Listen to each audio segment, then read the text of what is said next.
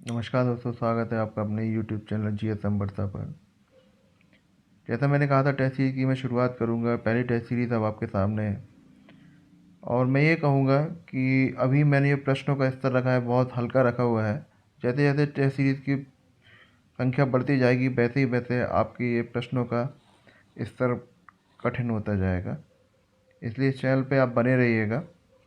और मैं यही कहूँगा कि यूपीएस पीसीएस की परीक्षा 14 मई को जो है उससे पहले काफ़ी सीरीज़ आपको मिल जाएंगी। चलिए शुरू करते हैं आज का ये वीडियो। ए, निम्नलिखित में से कौन से युग्म सही नहीं है? ए, एलोरा की गुफाएं राष्ट्रकूट शासन में। बी, खजुराहो चंदेल मीनाक्षी मंदिर मौर्य। डी, महाबलीपुरम पल्लव। इसका सही आंसर होगा सी, मीनाक्षी मंदिर मौर्य। अगला प्रश्न है, कौन सा सुमेल नहीं है? ए, खारवेल हाथी गुम्फा अभिलेख। रुद्रदामन जूनागढ़ अभिलेख। समुद्रगुप्त भीतरी अभिलेख। गौतमी वलश्री नासिक अभिलेख। इसका सही आंसर होगा सी, समुद्रगुप्त भीतरी अभिलेख। समुद्रगुप्त का जो है वो प्रयाग स्तंभ लेख है समुद्रगुप्त का। अगला प्रश्न है, निम्न में से कौन सा सही नहीं है? ध्यान रखिएगा, नहीं है। यहाँ जब भी आपको प्रश्न में लगे नहीं है तो उस लाइन को पहले आप नहीं के नीचे अंडरलाइन जरूर कर लें, जिससे कि आपको सही और नहीं में दोनों में फ़र्क दिख जाए। पहला है महाजनपद और राजधानी में। ए, अंग चंपा। बी, काशी वाराणसी। सी, चेदी शुक्तिमती। डी, सूरसेन कुशीनारा। इसका सही आंसर होगा डी, सूरसेन कुशीनारा। सूरसेन की जो राजधानी थी वो मथुरा थी। ध्यान रखिएगा, सूरसेन की राजधानी थी मथुरा।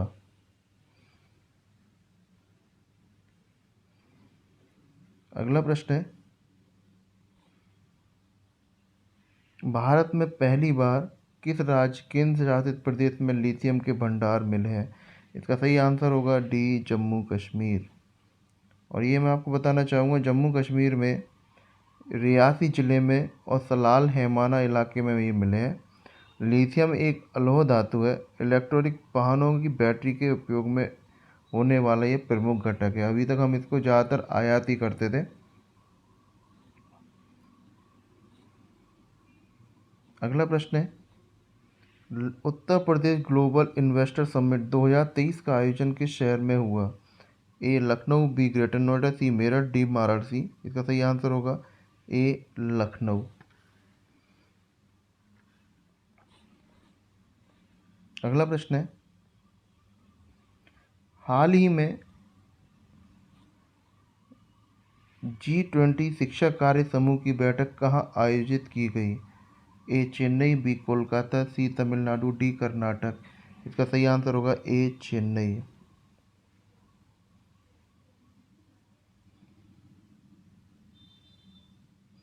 अगला प्रश्न है, तीसरा Interpol young global police leaders programme कहाँ आयोजित किया गया? A, Nai Delhi. B, Chennai. C, Tripura. D, Meghalaya. इसका सही आंसर होगा ए, नई दिल्ली।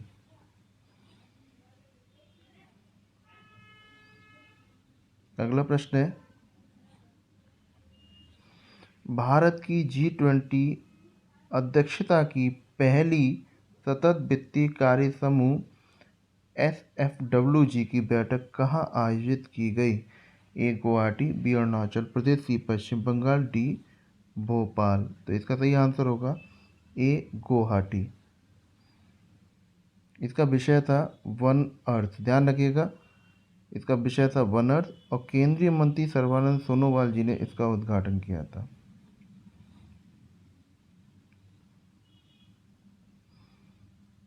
ये प्रश्न आपके सामने है कि किस देश के साथ भारत का सबसे ज़्यादा सीमा विस्तार है इस प्रश्न के अनुसार?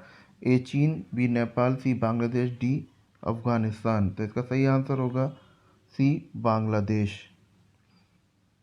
ये आपको मैं बता दूं कि बांग्लादेश के साथ इसका हमारा भारत के साथ सीमा विस्तार है 4096.7 किलोमीटर। चीन के साथ है 3488 किलोमीटर। नेपाल के साथ है 1751 किलोमीटर। और अफगानिस्तान के साथ है 106 किलोमीटर। इस प्रश्न के अनुसार सबसे ज़्यादा बांग्लादेश के साथ हमारा सीमा विस्तार है।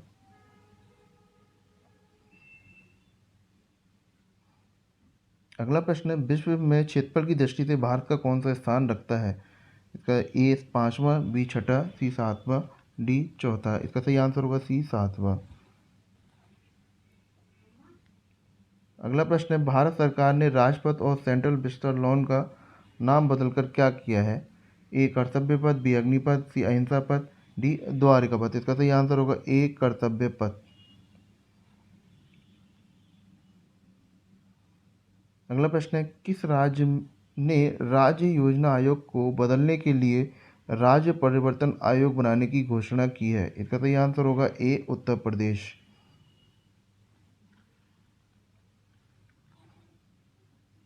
अगला प्रश्न है, प्रधानमंत्री मोदी जी ने किस राज्य में भारत के पहले भूकंप स्मारक का उद्घाटन किया? ए हरियाणा, बी गुजरात, सी उत्तराखंड, डी मध्य प्रदेश। इसका सही आंसर होगा बी गुजरात। अगला प्रश्न है, भारतीय संविधान के निम्नलिखित में से किस अनुच्छेद में मौलिक कर्तव्य शामिल हैं? ए अनुच्छेद 45A, बी अनुच्छेद 51A, सी अनुच्छेद 42, डी अनुच्छेद 3030। इसका सही आंसर होगा बी अनुच्छेद 51A।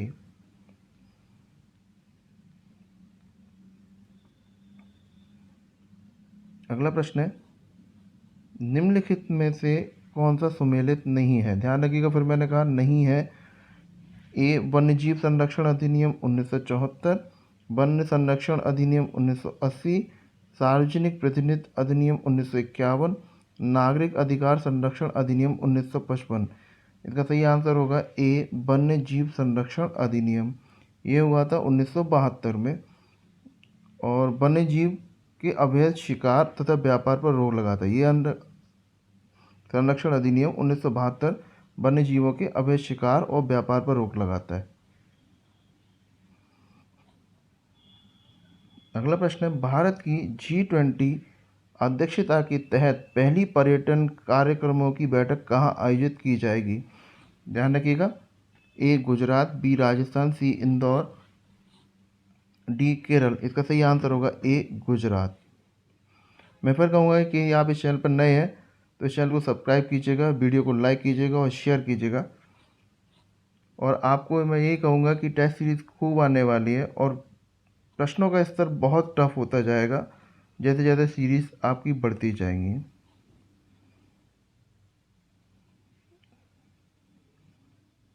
हाल ही में प्रधानमंत्री मोदी जी ने इंडिया एनर्जी वीक 2023 का शुभारंभ किस शहर में किया है? इसका सही आंसर होगा, बताइएगा आप लोग, ए बेंगलुरु। मैं फिर बता देता हूँ, बेंगलुरु इसको आता है कमेंट्स बॉक्स में मुझे बताएं।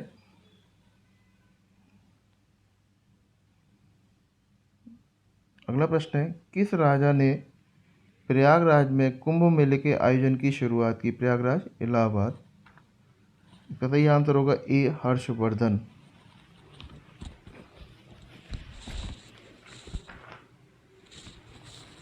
अगला प्रश्न है, प्रारंभिक वैदिक सभ्यता के दौरान निम्नलिखित में से किसकी पूजा की जाती थी? ए वरुण, बी इंद्र, सी सूर्य, डी उपरोक्त सभी। इसका सही आंसर होगा डी उपरोक्त सभी।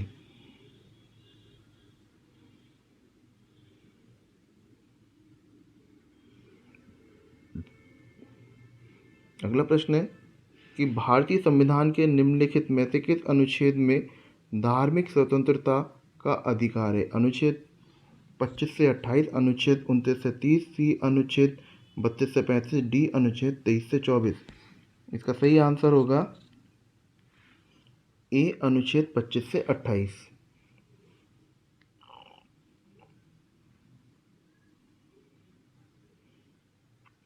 अगला प्रश्न है, भारतीय संविधान में मौलिक कर्तव्य कब जोड़े गए? ए 1976, बी 1975, सी 1965, डी 1992। इसका सही आंसर होगा ए 1976 में। और आपको बताना चाहूँगा कि ये स्वर्ण सिंह समिति के अनुसार पर संविधान के 42वें संशोधन 1976 द्वारा, ध्यान रखिएगा 42वें संशोधन 1976 के द्वारा भारतीय संविधान में मौलिक कर्तव्यों को जोड़ा गया। और एक ये भी है, इस अनुच्छेद को 51 का के तहत रखा गया है। 1976 में कुल मूल रूप से 10 मौलिक अधिकार थे और 11वें को 2002 में 86वें संविधान संशोधन द्वारा जोड़ा गया। अगला प्रश्न है, निम्नलिखित में से कौन सा विटामिन बी कॉम्प्लेक्स का सदस्य नहीं है? ध्यान रखिएगा, नहीं है। ए थायमीन, बी नियासिन, सी स्कॉर्बिकम, डी राइबोफ्लेविन। इसका सही आंसर होगा सी स्कॉर्बिक अम्ल। अगला प्रश्न बहुत महत्वपूर्ण है, ध्यान से देखिएगा। निम्नलिखित कथनों पर विचार कीजिए। ए रामसर संधि 2 फरवरी 1971 को हस्ताक्षरित हुई और 1975 में लागू हुई थी। दूसरा है, भारत ने रामसर संधि को 1982 में स्वीकार किया था। ए कथन ए सही है, बी कथन 2 सही है, सी 1 और 2 दोनों सही है, डी 1 और 2 दोनों गलत हैं। अब आप बताइए कौन सा सही है? इसका सही आंसर होगा सी 1 और 2 दोनों ही सही है। अगला प्रश्न आपकी स्क्रीन पर है, ओजोन परत में कमी का कारण है। A carbon dioxide, B nitrous oxide, C chlorofluorocarbon, D methane. जो सबसे ज़्यादा है वो क्लोरोफ्लोरोकार्बन है।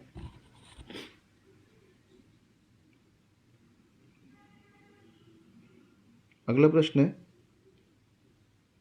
ग्रीन बॉन्ड लॉन्च करने वाला देश का पहला नागरिक निकाय कौन बना है? A Indore municipal corporation, B Mumbai municipal corporation, C Lucknow municipal corporation, D Kolkata municipal corporation. इसका सही आंसर होगा ए इंदौर म्युनिसिपल कॉरपोरेशन। अगला प्रश्न है, हाल ही में पीएम मोदी जी ने Hindustan aeronautics limited green field helicopter factory का उद्घाटन किस राज्य में किया? ए कर्नाटक, बी तेलंगाना, सी महाराष्ट्र, डी गुजरात। इसका सही आंसर होगा ए कर्नाटक। अगला प्रश्न है, डूरंड रेखा किसके साथ भारत की सीमा रेखा निर्धारित करती है? ए अफगानिस्तान, बी नेपाल, सी चीन, डी पाकिस्तान। इसका सही आंसर होगा ए अफगानिस्तान।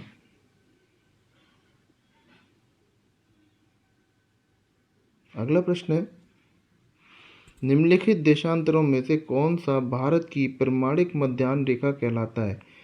ए 85 डिग्री 30 मिनट पूर्वी, 85 डिग्री 50 मिनट पूर्वी, सी 84 डिग्री 30 मिनट पूर्वी, डी 82 डिग्री 30 मिनट पूर्वी। इसका सही आंसर होगा डी 82 डिग्री 30 मिनट पूर्वी। अगला प्रश्न है, किस देश के साथ भारत का सबसे कम सीमा विस्तार है? ए नेपाल, बी भूटान, सी म्यांमार, डी अफगानिस्तान। इसका सही आंसर होगा डी अफगानिस्तान।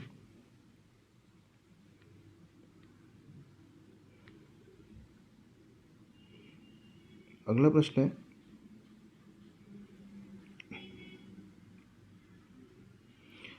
निम्नलिखित कथनों पर विचार कीजिए। ए अनुच्छेद 2 के अनुसार संसद विधि द्वारा संघ में नए राज्यों का प्रवेश या उनकी स्थापना करेगी। ध्यान रखिएगा, अनुच्छेद 2 के अनुसार संसद विधि द्वारा संघ में नए राज्यों का प्रवेश या उनकी स्थापना करेगी। दूसरा है, 36वें संविधान संशोधन द्वारा सिक्किम को भारत संघ में राज्य का दर्जा दिया गया।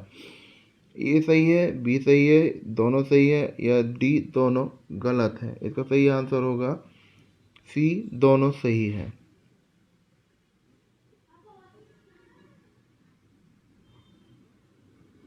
अगला प्रश्न है,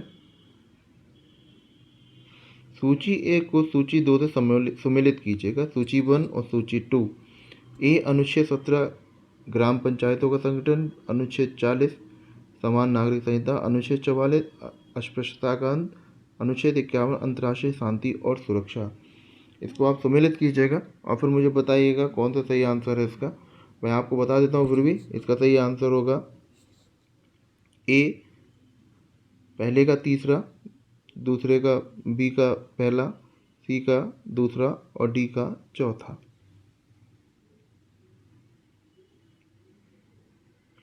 अगला प्रश्न है, निम्नलिखित कथनों पर विचार कीजिएगा। भारतीय संविधान की प्रस्तावना पंडित नेहरू द्वारा बनाए गए उद्देश्य प्रस्ताव पर आधारित है। दूसरा है, 42वें संविधान संशोधन द्वारा समाजवादी, धर्मनिरपेक्ष और अखंडता शब्द सम्मिलित किए गए। ए सही है, पहला सही है, बी दूसरा सही है, सी दोनों सही है, डी दोनों गलत है। बताइएगा इसका सही आंसर। इसका सही आंसर है सी दोनों सही है। मैं फिर कहूँगा कि आप इस चैनल पर नए हैं तो इस चैनल को सब्सक्राइब कीजिएगा और बेल आइकन को प्रेस जरूर कर दीजिएगा, जिससे कि आपको नोटिफिकेशन मिलता रहे जैसे ही वीडियो अपलोड हो। अगला प्रश्न है, बिंबिसार निम्नलिखित में किस राजवंश का संस्थापक था? ए नंद वंश, बी हर्यक वंश, सी मौर्य वंश, डी शुंग वंश। इसका सही आंसर होगा बी हर्यक वंश। अगला प्रश्न है, निम्नलिखित में से कौन सी कौशल की राजधानी थी? ए श्रावस्ती, बी कौशाम्बी, सी इंद्रप्रस्थ, डी सुक्तिमती। इसका सही आंसर होगा ए श्रावस्ती।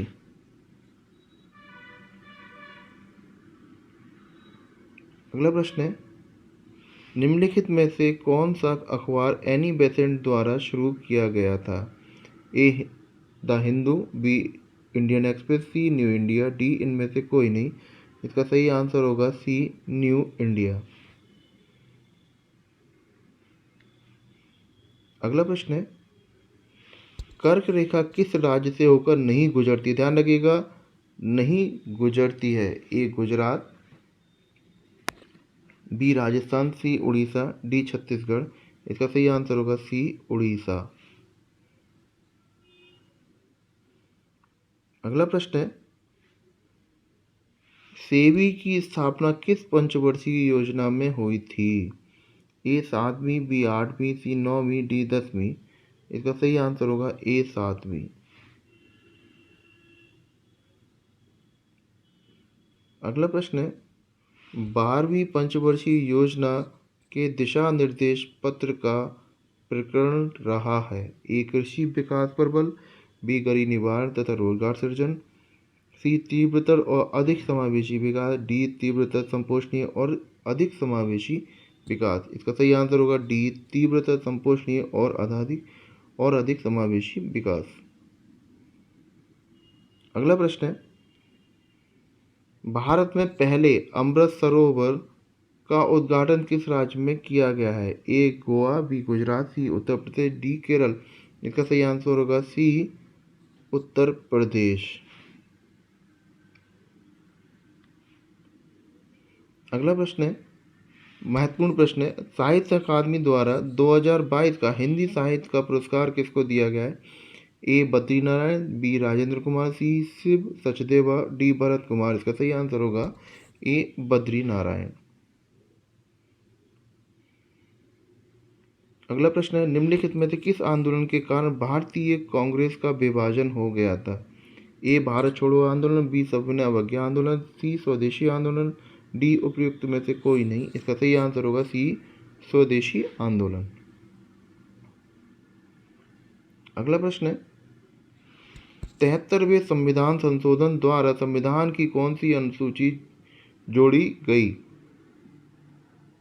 ए 6वीं, बी 7वीं, सी 9वीं, डी 11वीं। इसका सही आंसर होगा डी 11वीं। अगला प्रश्न है, कौन सा अनुच्छेद केंद्र सरकार द्वारा राज्यों को सहायता अनुदान से संबंधित है? ए अनुच्छेद 275, बी अनुच्छेद 265, सी अनुच्छेद 225, डी अनुच्छेद 325। इसका सही आंसर होगा ए अनुच्छेद 275।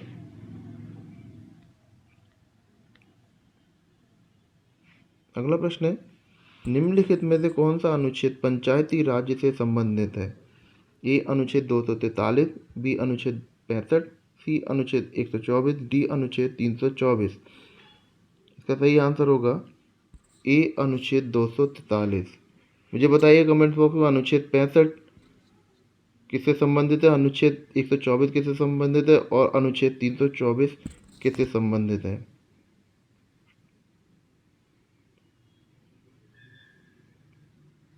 अगला प्रश्न है, केंद्रीय बजट 23-24 में राजकोषीय घाटे को 2025-26 तक जीडीपी का कितने प्रतिशत रखने का लक्ष्य है। ए 4.5%, बी 2%, सी 4%, डी 3.6%। इसका सही आंसर होगा ए 4.5%। अगला प्रश्न है, बजट 23-24 में मोटे अनाजों के उत्पादन को बढ़ावा देने के लिए कौन सी योजना लॉन्च की गई है। ए श्री अन्न योजना, बी दिन अन्न योजना, सी पीएम अन्न योजना, इनमें से कोई नहीं। इसका सही आंसर होगा श्री अन्न योजना।